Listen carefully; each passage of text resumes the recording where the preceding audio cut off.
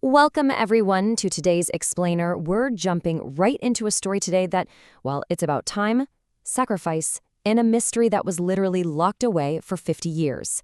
It's called The Old Watchmaker's Secret. Okay, let's dive into this. Imagine carrying around this old, totally broken item for years. You think it's completely useless, right?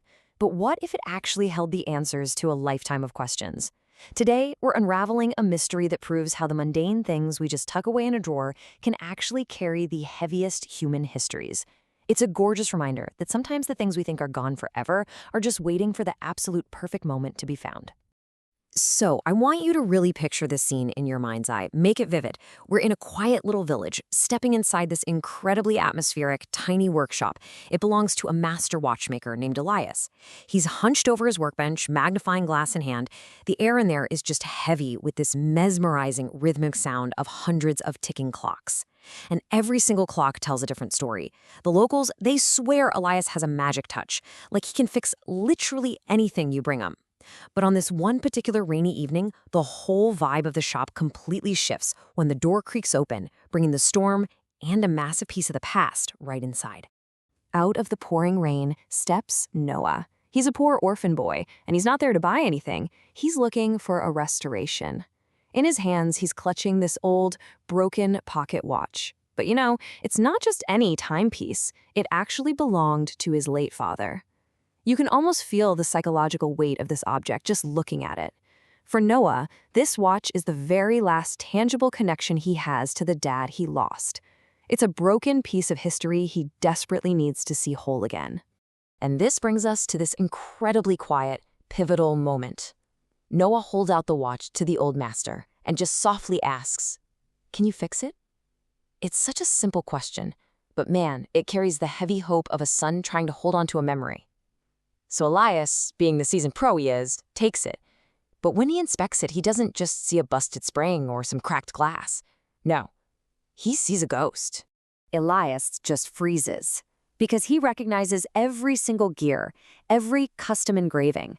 Why? Because 50 years ago, Elias crafted this exact pocket watch with his own two hands. And he didn't make it for some random customer. He made it for his absolute best friend. A best friend who, get this, had mysteriously vanished decades ago without a single trace. And now, present day, that friend's son is standing right there in his shop holding the watch. The circle of time just unexpectedly slammed shut. The suspense here is wild. Later that exact same night, Elias is sitting all alone at his workbench, rain still pouring outside. With the crazy meticulous care of a master craftsman, he repairs the watch. The second he finishes, it comes back to life. It starts to tick. But right as that rhythmic beating kicks in, it triggers a mechanical secret. A hidden compartment, one he designed 50 years ago, suddenly springs open. This thing wasn't just a watch, it was a vault. Now, what's really interesting about this slide is what's inside that compartment. Elias doesn't find a diamond or a gold coin. Instead, tucked right next to a folded, faded map, is a cryptic little note. It simply says, "The greatest treasure is not gold, it's the truth." Boom. That one phrase instantly flips the entire narrative on its head. Noah's father wasn't hiding money. He was hiding a reality that was meant to be uncovered at exactly the right time. So, totally driven by this crazy revelation, Elias and Noah head out the very next morning on this tense, high-stakes journey.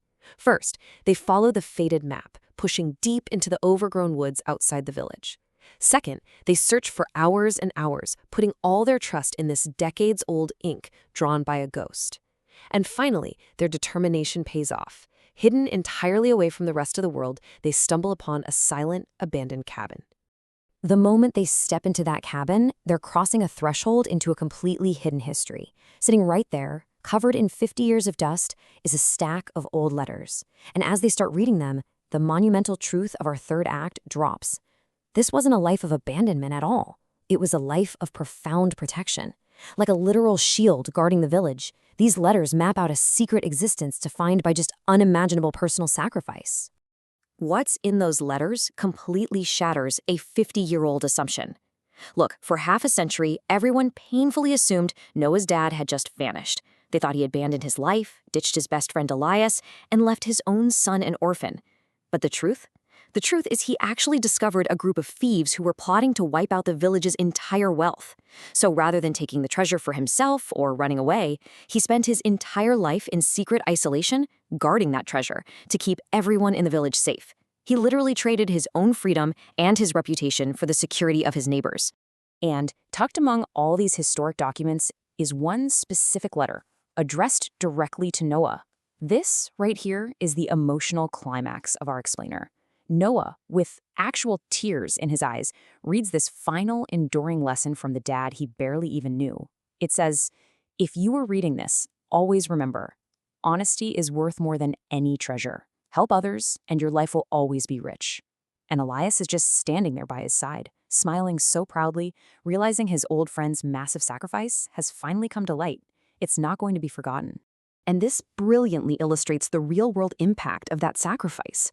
Because the truth was finally out, that hidden wealth was given right back to the village, and the results, immediate. Just look at the life it brought back to the community. Brand new schools were built for the kids, hungry families were finally fed, totally wiping out poverty in the area. And Noah's dad, the man they all thought was a runaway, was rightfully honored and celebrated as a true, undeniable hero. Which brings us right back to where we started, Elias's tiny shop. But the whole vibe of the place has fundamentally changed. The source material actually notes this absolutely beautiful metaphor. It says that from that day forward, every single clock in Elias's shop seemed to tick just a little bit louder. Isn't that a poetic image? It's like time itself is celebrating this ultimate victory. A victory of profound kindness and selflessness, totally crushing greed and thievery. So, the crucial point is that this incredible narrative really distills down to 3 core virtues of true wealth. First up is honesty, that unwavering commitment to the truth over just hoarding material gold. Second is courage, having the pure bravery to stand completely alone against thieves to protect innocent people. And third, helping others, using whatever resources you have at your disposal to make sure your community actually thrives. As we wrap up this explainer, I want us to take that enduring lesson from Noah's father and really turn it inward.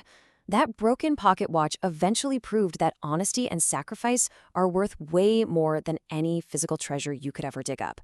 So, looking at your own life, the legacy you're actively building, and the people you're trying to protect, I'm going to leave you with this final provocative thought.